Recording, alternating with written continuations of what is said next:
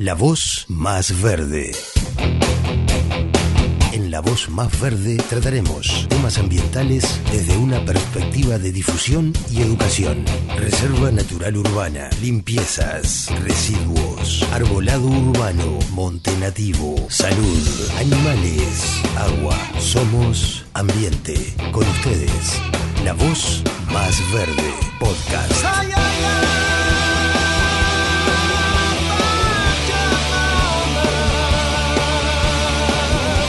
Podcast de San José Más Verde.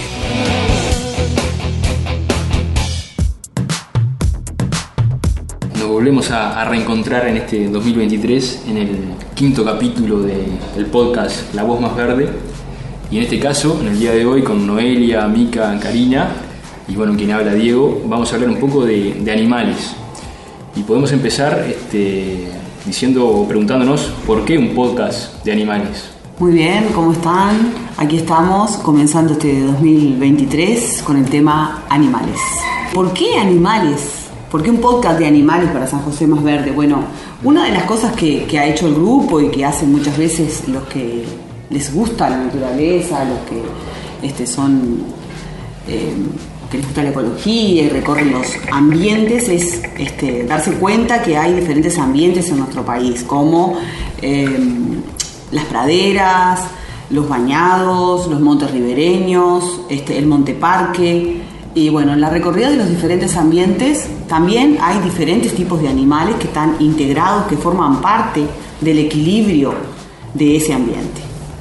Así que no podíamos dejar de lado a los animales. En nuestro caso como grupo, ya hablamos sobre la Reserva Natural Urbana de la Quinta del Horno. Es un ambiente natural que tiene el monte ribereño, tiene el humedal.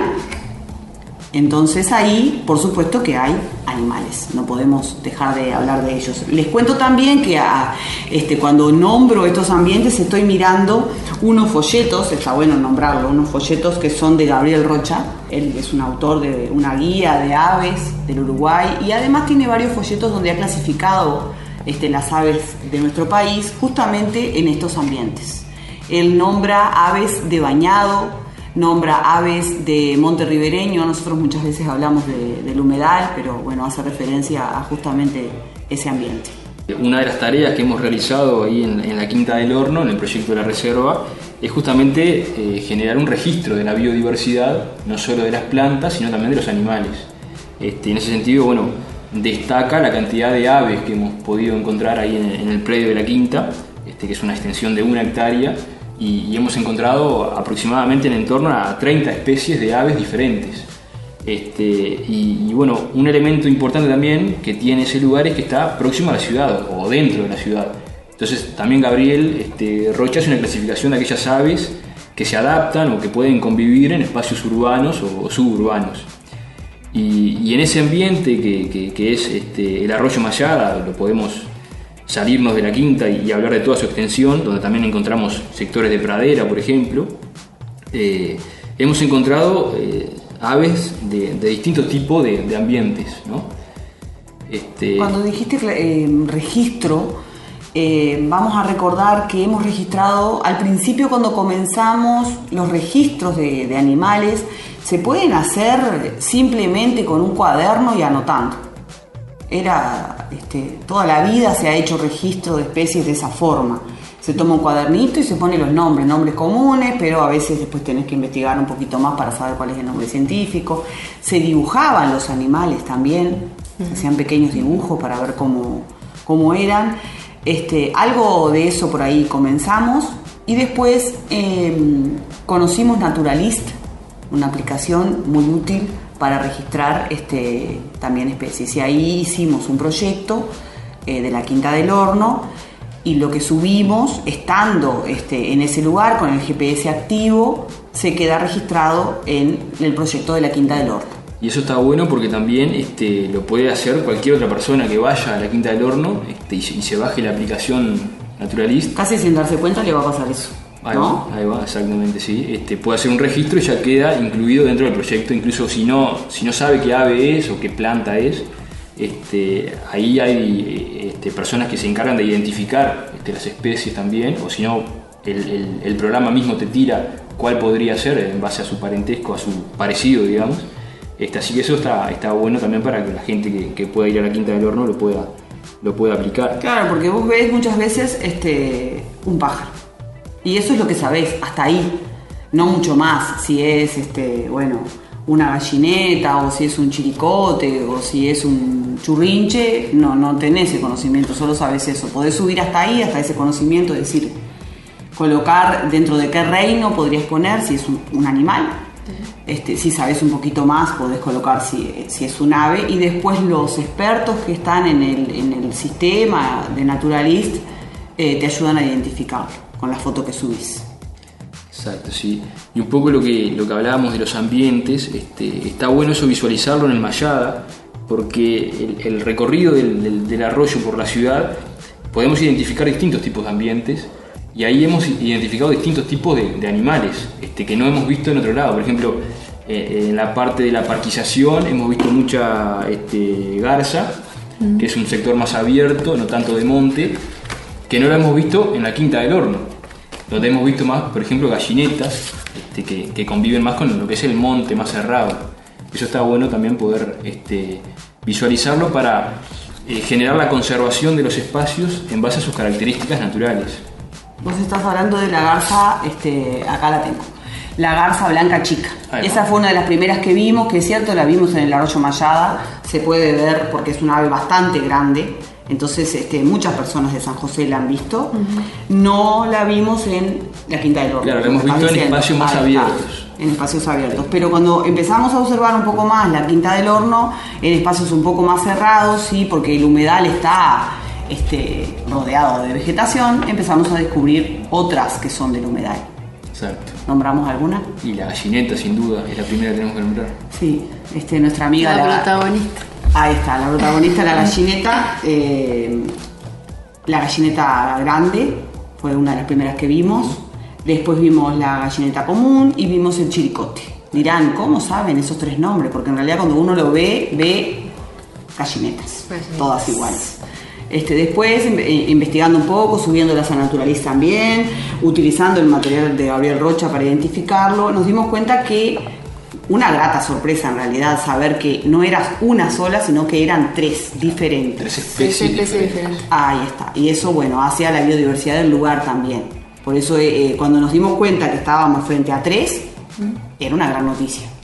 Exacto, sí. Pero bueno, no solo aves hemos visto en la Quinta del Horno, ¿no? Y en todo el arroyo Mayada. ¿Qué otros animales? Tenemos otro animalito que también lo apreciamos mucho, que lo hemos registrado en varias oportunidades. No sé, Karina, vos sos la... Bueno, sí, es un animal, antes de decir el nombre, vamos a decir que goza de mala fama. Sí. A veces es confundida por una rata. Hay gente que dice, es una rata, hay que sacarla, es una plaga. Trae enfermedades. Ahí está, vamos a decir las cosas malas que dicen, trae enfermedades, es fea. ¿Qué zona? Tiene olor. ¿No? ¿Alguna otra cosa han escuchado de ella? Come huevos y Come gallinas. huevos y gallinas, sí. Destroza todo, hay que matarla. Sí. ¿No? Esa es la mala fama. ¿Alguna cosa que hayas escuchado, Diego, de ella? No, creo que por ahí se lo asocia mucho con que es un roedor, ¿no? Claro. Estamos hablando de la comadreja. Ahí va. ¿Sí? Y cuando la descubrimos, que la teníamos ahí, que estaba también en el humedal, es característico también a veces que haya comadrejas, también roedores, también hay, y dentro de un equilibrio no tendríamos por qué decir que son plagas. La comadreja no está dentro de la familia de los roedores, es un marsupial. Como el canguro. Como el canguro. El canguro sí goza de buena fama, es muy querido, sin embargo nuestra comadreja no. Podemos decir que es el marsupial de nuestro país. Hay varias especies también. En este caso es la comadreja mora, ¿no? Sí. Es esa la que hemos visto porque hay algunas otras. Es un marsupial porque tiene lo que se llama el marsupio, igual que el canguro. Tiene una bolsita donde cría, ¿sí? a sus crías, precisamente. Cuando nacen, que en realidad no nacen totalmente, sino que termina su gestación en el marsupio unos días más, y después además unos días más sus crías están prendidas del cuerpo de la madre, no se sueltan totalmente y se alimentan con ella, y después recién se independizan. Esa es la forma de gestación que tiene la comadreja, muy similar a su pariente el canguro, que sí es más querido. Es un animal que no vive muchos años, vive entre 2 o 3 o 4 años. Y bueno, en la Quinta del Horno hemos visto un casal, digamos, ¿no? No es un casal, pero sí, como se dice la palabra, pero una pareja de comadrejas y sus crías también. Luego de muchas observaciones descubrimos esto que está diciendo Diego, sí. Porque bueno, a veces una frase típica de esto es: uno tiene que conocer las cosas para poderlas querer. Y la mala fama que tiene la comadreja a veces por no conocer sus características y cómo vive, y bueno, y con estas observaciones pudimos ver cuál era el macho, cuál era la hembra, cuál era la gestación de sus crías. En un momento pudimos observar que la hembra tenía en su panza, vamos a decirlo así, algo que se le movía como unas colitas, y ahí nos dimos cuenta que eran sus crías y que era su marsupio. Y que estaba caminando en la Quinta del Horno con las crías en su marsupio. Y uno como que, bueno, empezás como a encariñarte, porque también cuando uno habla de animales está bueno hablar de los sentimientos humanos que nos genera esto, y algo que es no querido puede llegar a ser muy querido y muy útil también para el ambiente, porque si decimos que en el lugar hay solo aves, no sé qué tanto equilibrio habrá. Está bueno que haya mucha biodiversidad en el lugar. Los animales también ofrecen servicios ecosistémicos. Ella puede comer, es un animal que come de todo, es omnívoro, puede comer frutas y dispersar semillas en diferentes lugares. Ahí ya tenemos una gran utilidad. Otra de las utilidades que tiene es que es capaz de comer una gran cantidad de garrapatas, algo que a veces no se conoce mucho, es decir, tiene una utilidad en el ambiente importante. No digo que no pueda comer huevos, por supuesto, en los ambientes ella va a comer lo que encuentre porque es omnívora justamente.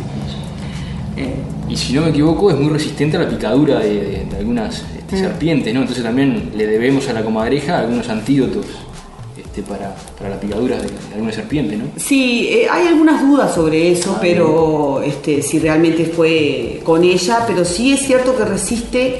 Y es importante que lo resista porque ella llega a comerse alguna serpiente también. Sí. Entonces, bueno, ahí no decimos que esté bueno que se la coma, pero sí está bueno que haga el control de que esa otra especie no aumente una cantidad. Ayuda a mantener el equilibrio. Ahí está.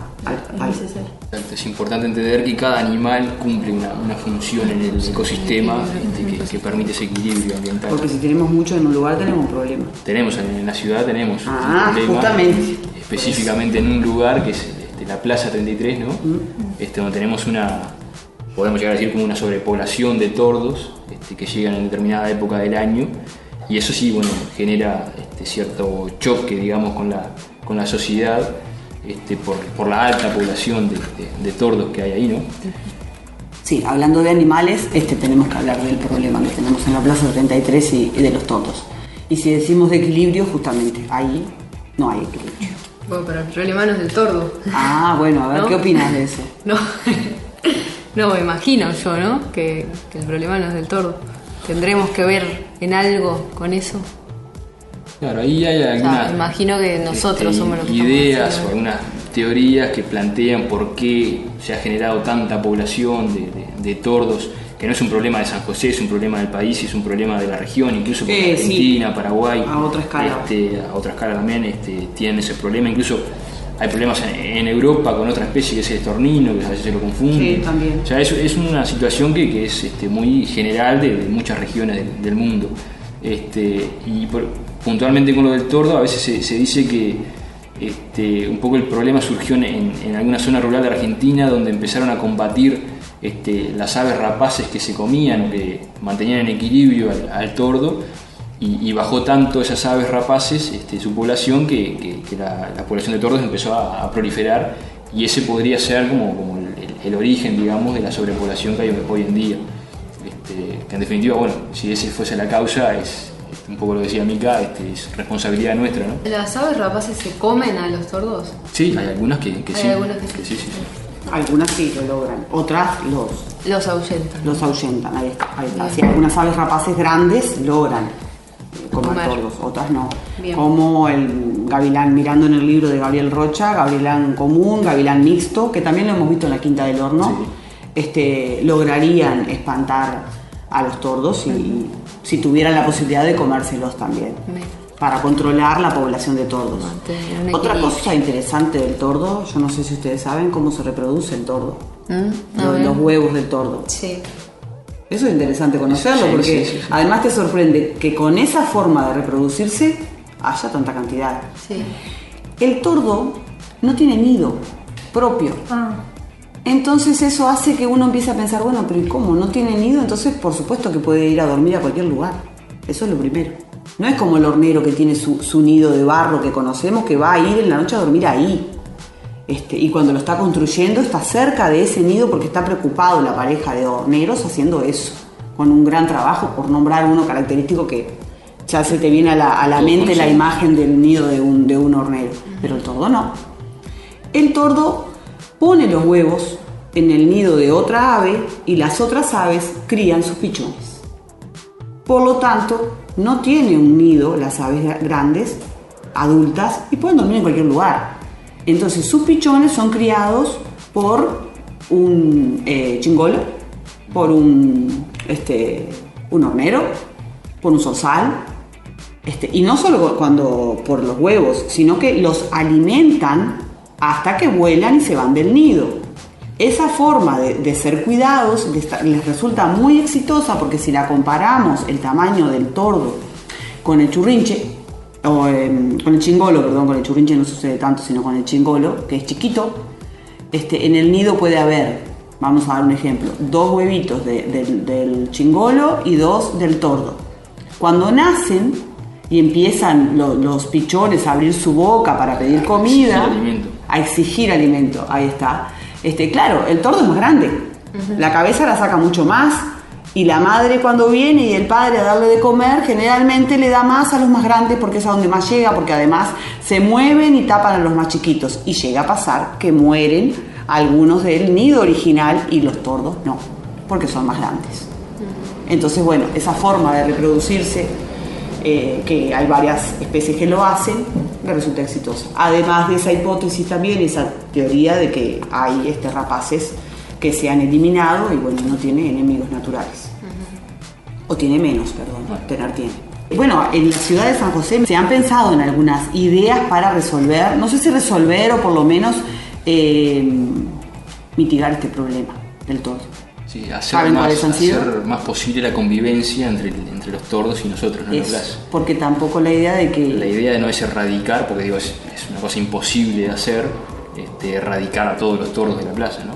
No. Pero sí tener una población que sea razonable y controlable y bueno, que no perjudique, digamos, nuestro diario vivir, digamos, ahí en la plaza. Y que llegue un momento que podamos disfrutar de tener algunos tordos en los árboles de la plaza, ¿no? Es decir, que también es un ave nativa y que está bueno mirarla y conocerla y conocer sus características. Sí. Lo que bueno, se pasó de cantidad. Está bien, ¿no? Y es Nada parte más de las plazas, ¿no? Y de los entornos naturales que también hayan aves, por ejemplo, ¿no? Sí, ahí bueno, se está utilizando lo que es la cetrería, que es el uso de aves rapaces para generar una zona de inseguridad, para que bueno, el tordo no vea la playa como un lugar seguro para poder venir a pernoctar. Bien, esa es una de las medidas, los nombramos, gavilán común y gavilán mixto. Sí, los que están... Hay halcones también, se están utilizando. Bien. Eso para, un poco me gusta contarle a la gente para que no se asuste. Estas aves son aves grandes, que a veces llegan a impresionar un poco. En general no atacan. Y están domesticadas, por lo general las crían desde chiquitas o no, pero sí no son rapaces, digamos, silvestres, salvajes, sino que... Claro, no llegan a tener una domesticación, que está bueno la clasificación de animales entre domésticos y silvestres, al nivel de perros y gatos. No hablamos de lo mismo. ¿Hay otra medida, Diego? Y después, bueno, hay otras posibilidades también, se usan láser, que también los molesta.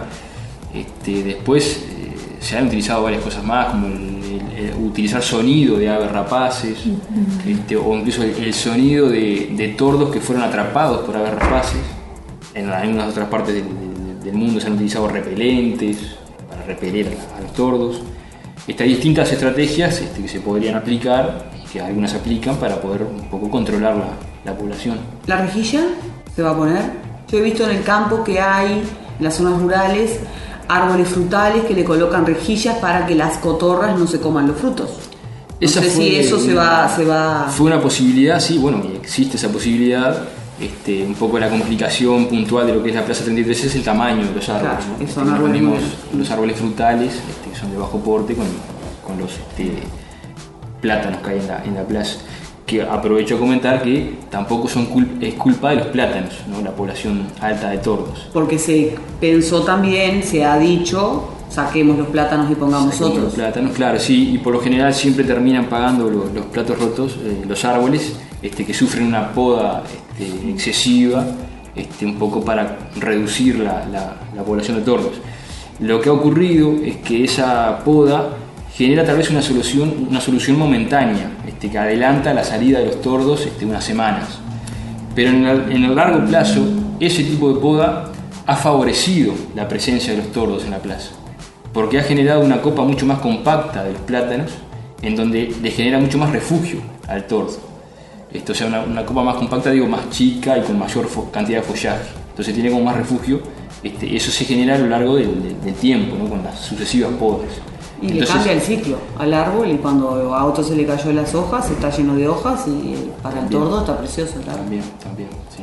Así que el problema, excesiva población de tordos sería, porque que haya algunos no sería un problema, se busca tratar de mitigar este problema a través de varias medidas. No nos creamos que con una sola esto se va a solucionar cuando hablamos de un problema que es a escala de la región. Sí, por lo menos regional. Por lo menos regional hay registros de que viven los mismos problemas con estas especies en las zonas urbanas. Muy bien, cerramos por acá el tema de animales, o queda algún temita más para tratar. ¿Podemos mencionar algo de Damaso Antonio Larrañaga? Creo que no lo mencionamos. No lo mencionamos, porque nombramos a Gabriel Rocha por el tema de la clasificación de especies de aves. Damaso Antonio Larrañaga, considerado uno de los primeros naturalistas de nuestro país. Hay un libro que se llama Naturaleza Ilustrada, donde él ha registró en fines de 1700, principios de 1800, muchas especies de nuestro país. Lo que me gustaría decir de él en realidad es que él recorría el país dibujando diferentes especies que hasta el momento no estaban identificadas. En sus dibujos colocó nombres comunes y nombres científicos. Algunos de ellos quedaron, y otros, como no los registró, no quedaron, y quedaron esas especies con otros nombres científicos. La importancia un poco del registro, me parece, así sea fotográfico o dibujo, y con nombres, cuando uno conoce puede querer un poco más y entender un poco más. Y si los animales no están en una reserva natural urbana o en un ambiente natural, están en algún otro lugar, ¿no? En los zoológicos. ¿Qué opinan de eso? Porque cuando estamos hablando de estar en la Plaza 33, en las reservas, en los ambientes naturales, cuando vas a la playa, las aves costeras, en el humedal tiene sus aves específicas de ese ambiente. Pero bueno, en San José también se pueden ver en un zoológico.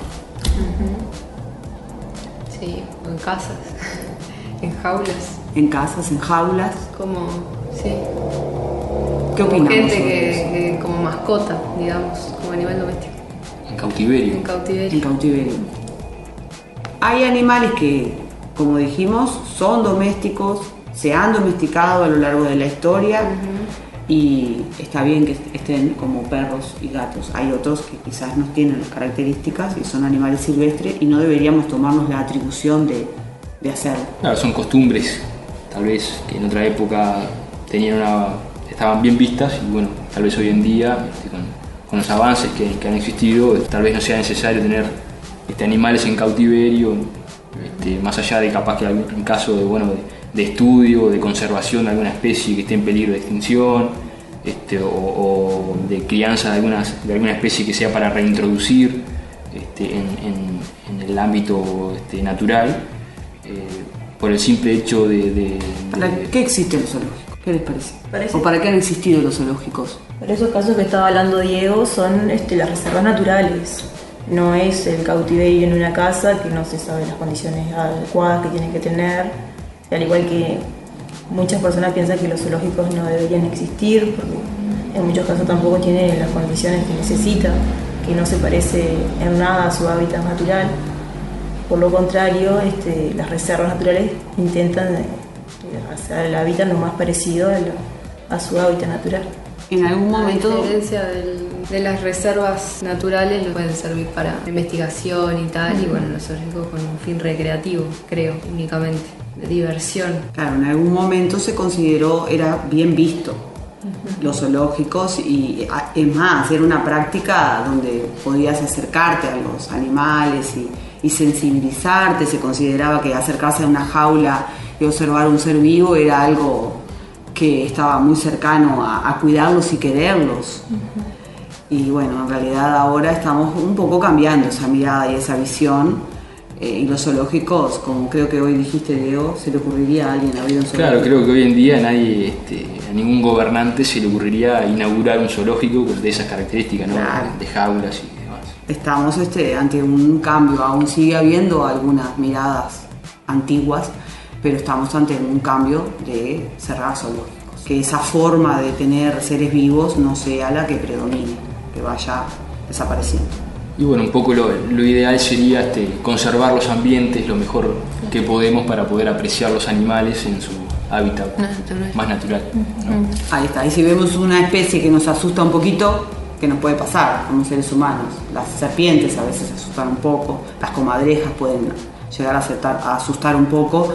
Entender esto de la biodiversidad, del equilibrio en estos ambientes, entender que todos formamos parte del planeta, entender que también ellos tienen derecho a estar ahí. Quizás lo mejor sea, me alejo de ese lugar. Claro, ¿no? Y seguramente si nosotros nos asustamos de una comadreja, imagínate la comadreja cómo se asusta de nosotros, ¿no? Que somos Sí. varias veces mucho más grandes, ¿no? Entonces, Exacto. simplemente hay que dejarla seguir su camino nomás. Perfecto, para que cumpla todos los servicios que nos brinda casi sin que nos demos cuenta. Aparte, yo creo que no, hablando de perros y gatos y de animales domésticos, yo no creo que, por ejemplo, hay gente que tiene serpientes de mascota y tal. No creo que se pueda llegar, por más que lo tengas de chiquito, al mismo nivel de domesticación de un perro o de un gato. Han habido accidentes, por ejemplo, hay gente que he visto que cría leones de chiquito y bueno, hay accidentes de no sé. Claro, porque no hay una evolución de esa especie a través de las generaciones de domesticación, ¿no? Claro. Eso puede ser Por más que lo tengas desde chico, digamos. No son domesticables. Accidente con las Accidente personas con las ahí, personas. y también pasa a veces que muchas veces son animales exóticos, criados, y llegan a veces a escaparse Sí. y generan mayores problemas aún en los ambientes donde son liberados. Varias de las invasiones biológicas, tanto de plantas como de animales, la causa es esa, ¿no? Que a alguien le gustaba el ciervo, ¿no? Y se lo llevó. Y se lo llevó y lo introdujo en otro país, y después al ciervo se le escapó y hoy Claro. genera problemas, o el jabalí, o la liebre, Claro. le ha pasado eso. Bueno, nos vemos en el próximo podcast con otro tema. Genial, nos vemos. Nos vemos. La Voz Más Verde Podcast. El podcast de San José Más Verde. Temas ambientales desde una perspectiva de difusión y educación. La Voz Más Verde Podcast.